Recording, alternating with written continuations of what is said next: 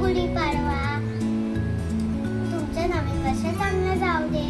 आज आहे माझा डे 2. आज आहे गुढीपाडवा. तर आज तुम्हाला माझ्यासोबत दिवस स्पेंड करायचा आहे. आता माझा दिवसचा ब्रेकफास्ट चालू होता, तर मी ब्रेकफास्ट खाते चकोस. कुठे चाललोय आपण? मी डीमार्टला जाते. गुढे डीमार्टला आता नाही जाते आपण. डीमार्टला थोड्या वेळाने जातोय आम्ही आता चाललोय श्रीखंड आणायला. डीमार्टमध्ये आम्ही नंतर जाणार आहोत. देवाला नैवेद्य दाखवायचं आहे. घरी श्रीखंडच नाही आहे. आणि हिने ॲज युजल हातात चाळी म्हणून काहीतरी हिला नेहमी घ्यायचंच असतं, म्हणून हिने नेहमीसारखा हातामध्ये ब्लॉक्स घेतलेला आहे. आता आपण जाऊया श्रीखंड आणायला. आलोय आपण इथे. आम्ही इथे श्रीखंड घ्यायला आलोय. आणि निहारिकाला कोणसा केसर आहे ना ये, और कौन सा आहे फ्लेवर? आम्ही हा कुठचा घेतलाय, केसर फ्लेवर घेतलाय. निहारिकाला आवडतो म्हणून. बस हॅपी. आम्हाला झेप्टोवाला खालीच भेटला म्हणून आम्ही सामान असंच घेतलंय हातामध्ये. चल जायचं. चला.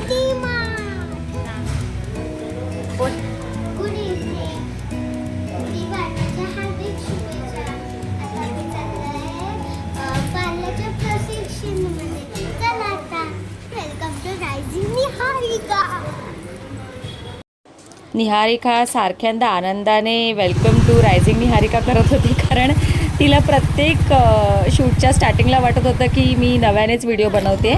आणि आम्ही अशा प्रकारे शोभायात्रा पाहण्यासाठी निघालो पार्ल्यातली. तिथे जाण्यापूर्वी आम्ही राम मंदिरात गेलेलो पार्ल्याच्या. हे बघा किती सुंदर त्याने डेकोरेट केलं आहे मंदिर. खूप जुनं मंदिर आहे हे. ऑब्व्हियसली आपल्या गुढीपाडव्याचं नवीन वर्ष आपलं आहे, ज्याची सुरुवात आपण करत आहोत, तर देवाच्या आशीर्वादानेच आपण करणार. म्हणून आम्ही पहिला राम मंदिरात गेलो पार्ल्यातल्या. खूप सुंदर सजावट केली होती, तुम्ही बघू शकता इथे. हे मंदिर म्हणजे माझ्या जणू शाळेचीच आठवण आहे, कारण मी नेहमी शाळेत जाण्यापूर्वी या मंदिरात जाऊन देवाचा नमस्कार घेऊनच शाळेत जात होते. आता निहारिका आहे जी ह्या मंदिरात येते. आणि येस, पुढे मोठी होऊन ती सुद्धा इथे येऊन देवाचा नमस्कार घेणारच. निहारिका आणि तिचे वडील मंदिरात पाया पडायला गेलेले आणि मी पण होते, पण मी शूटिंग करत होते. आतमध्ये राम मंदिर इतकं सुंदर डेकोरेट केलेलं आणि इतका सुंदर पॉझिटिव्हिटी तिथे आम्हाला फील होत होती ना त्या मंदिरात. तिकडचं म्युझिक ऐका.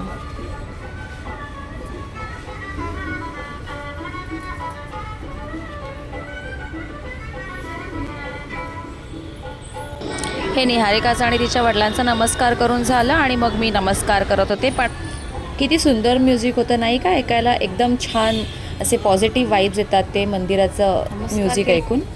नंतर मी आणि राहुल आणि निहारिका आम्ही निघालो नमस्कार करायला शंकराला. आणि त्याच्यानंतर राहुल आणि आम्ही निघालो मारुती रायाला नमस्कार करायला. खूप छान वाटत होतं. खूप पॉझिटिव्ह वाईब्स येत होते आणि जणू काय असं फेस्टिवलचं वातावरण अक्षरशः पार्ल्यात फील होत होतं आम्हाला. निहारिका ॲज युजल आम्ही तिला लहानपणापासून या मंदिरात आणतो आणि ती नेहमीच त्या पिलरला अशा राऊंड राऊंड रिंगा रोजेस करत असते. त्याच्यानंतर तिने मस्तपैकी नमस्कार केला आणि हनुमान चालिसासुद्धा म्हटली, कारण निहारिकाला हनुमान चालिसा कॉम्पिटिशनमध्ये प्राईज मिळालं होतं. त्याच्यामुळे तिला निहारिकाला हनुमान चालिसा छान बोलता येते. तिची पहिलीच कॉम्पिटिशन होती आणि कोइन्सिडेंटली तिने खूप सुंदर म्हटलेलं हनुमान चालिसा. इथे मी आणि निहारिका आणि तिचे वडील आम्ही ठरवलेलं होतं तिघांनी सेम रंगाचाच आउटफिट घालायचं गुढीपाडव्याच्या निमित्ताने. आणि आम्ही त्याप्रकारे आम्ही तिघंही मस्त रेडी झालो होतो. इथे मी आणि निहारिका नमस्कार करतो आणि आम्ही हनुमान चालिसा दोघी बोलत होतो. फायनली मी आणि निहारिकाने हनुमान चालिसा चालू केलेली आणि आमचं ऑलमोस्ट बोलून झालेलं होतं. त्याच्यानंतर आमचं देवाला प्रार्थना चालू होती, ती पण झाली. त्याच्यानंतर मग आम्ही पुढे प्रदक्षिणा घालून पुढच्या मंदिरात नमस्कार करायला निघालो. आणि माझी प्रदक्षिणा होईपर्यंत निहारिका आणि तिचे वडील वाट बघत होते माझी. प्रदक्षिणा झाल्यावर आम्ही गाईच्या गोठ्यात गेलो. आहे बघा किती सुंदर आहे इथे. इथे गाईला आपण लाडू देऊ शकतो, जो त्यांचा कडधान्याचा लाडू असतो तो देऊ शकतो. त्यांना चारा देऊ शकतो. आणि निहारिका खूप एन्जॉय करत होती. ती पहिल्यांदाच गाईला म्हणजे हे चारा देत होती आणि लाडू देत होती. तिला खूप मजा येत होती त्याच्यात. बघा तुम्ही तिला.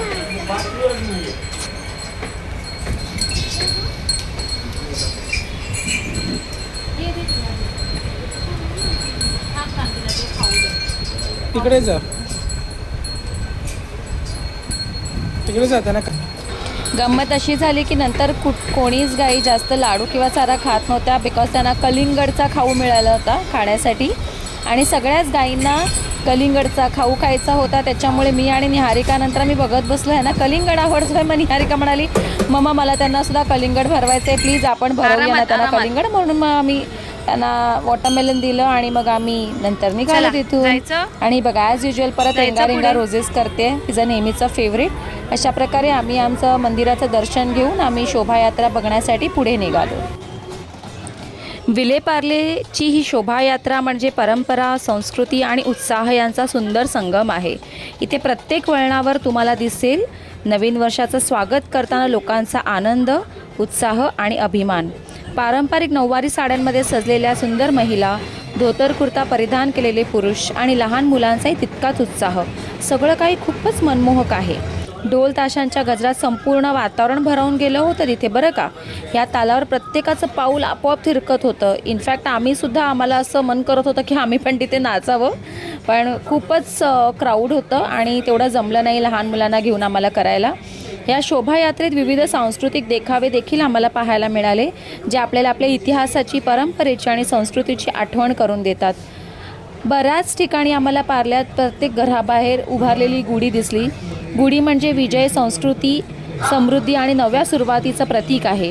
ही गुढी आपल्याला सांगते की प्रत्येक नवीन वर्ष नवीन आशा घेऊन येतं. बरोबर. विलेपार्लेची ही शोभायात्रा फक्त उत्सव नाही तर एक अनुभव आहे, जो प्रत्येकाच्या मनात कायमचं घर करून राहतो. किती सुंदर होत्या नाही का नऊवारी साड्यांमध्ये सगळ्या ताई.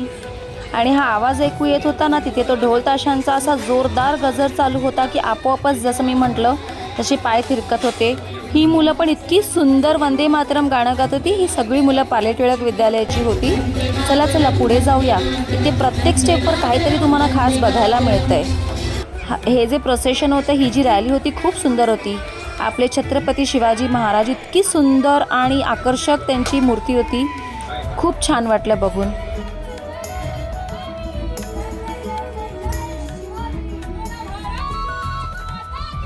जणू काय आपल्या महाराष्ट्राची परंपरा, इतिहास सगळं लाईव्ह एक्सपिरियन्स करता येत होतं तिथे.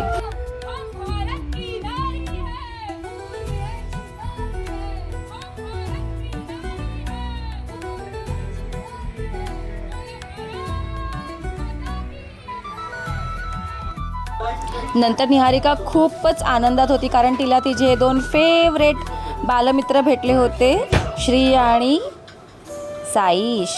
आणि अजून एक तिची मैत्रीण येणार होती बरं का, आयरा. तिची पण ती वाट बघत होती. तिला तिचे बरेच रमाबाईचे फ्रेंड्स तिथे भेटले आणि सगळ्यांनी मस्त आपला पारंपरिक पोशाख घातला होता, जे बघून आम्हालाही आनंद झाला. किती सुंदर आपली पालखी नाचते नाही का. हा अनुभव आपल्याला चक्क पार्ल्यात बघायला मिळाला. बऱ्याच वेळा आपण शिमग्यासाठी गावी जातो, पण पार्ल्यात आम्हाला शंकासूरसुद्धा बघायला मिळाला. आमचा श्री बघा किती आनंदाने शंकासुरासोबत नाचतोय आणि तो अजिबात घाबरला नाही का बरं. तो पहिल्यांदाच शंकासुराला भेटला होता, पण तो खूप आनंदात होता. बघा त्याच्या चेहऱ्यावरचं स्मितहास्य.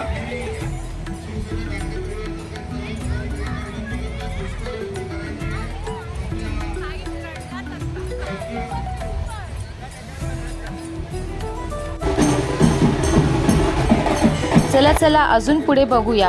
ह्या बघा सगळ्या सुंदर लेझिम खेळत आहेत आणि हे मला इतकं आवडत होतं ना ह्यांना बघून. अनायासे मी ह्यांचा पूर्णपणे व्हिडिओ नाही घेऊ शकले, पण येस जेवढं जमलं तेवढा मी घेतला ह्यांचा व्हिडिओ. पण खूप सुंदर या लेझिम खेळत होत्या.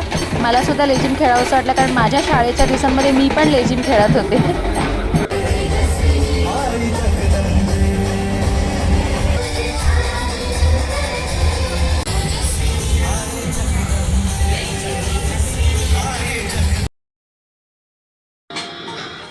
आणि फायनली निहारिकाला अजून एक सरप्राईज, तिची मैत्रीण आली आयरा. आणि हा आमचा, तिच्यासोबत आला आहे गुंड्या, आमच्या सगळ्यांचा लाडोबा. गुंड्या आला ना की सगळेजणं त्याच्याकडे धावून पडतात, म्हणजे सगळ्यांना हवावासा वाटतं आमचा गुंड्या बरं का. निहारिका आणि आयरा एकमेकींच्या साड्या बघत होत्या, एकमेकींना एकदम आवर्जून चेक करत होत्या. तू काय घातलंय, मी काय घातलंय, ऑल गर्ल्स थिंग्स.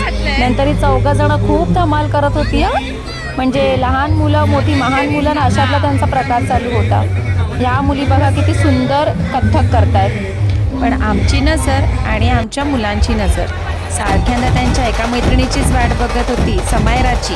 आम्ही सारख्यांदा समायराला शोधतोय, समायरा कुठे आहे, समायरा कुठे आहे. फायनली आम्हाला समायरा भेटलीच. चला तर मग पुढे दाखवू आम्ही तुम्हाला आमची फ्रेंड समायरा आणि तिची आत्तू.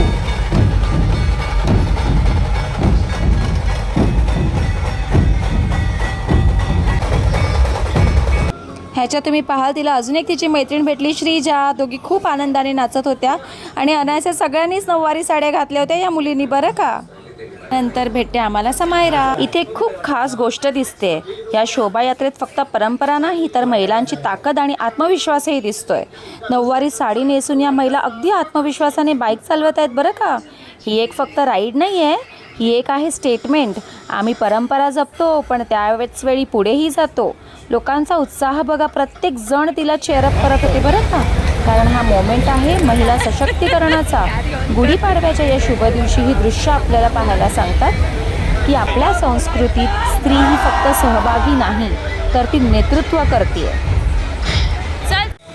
वेग, आत्मविश्वास आणि परंपरा तीनही गोष्टी एकाच फ्रेममध्ये दिसत आहेत.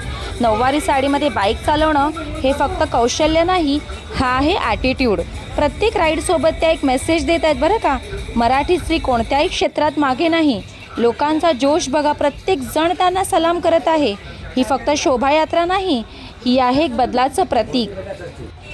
पूर्वी कथा ऐकायचो वीरांगणांच्या, आज त्या कथा आपल्याला समोर जिवंत दिसत आहेत. या महिला फक्त बाईक चालवत नाही आहेत, त्या चालवत आहेत नव्या विचारांची दिशा. हातात हँडल, मनात जिद्द आणि डोळ्यात स्वप्न. आजची स्त्री परंपरा जपत आधुनिकतेकडे धावत आहे. ही फक्त राईड नाही, ही आहे रिव्होल्यूशन. खरंच ह्या दृश्यांनी गुढीपाडव्याचा अभिमान आणखीन उंचावला आहे.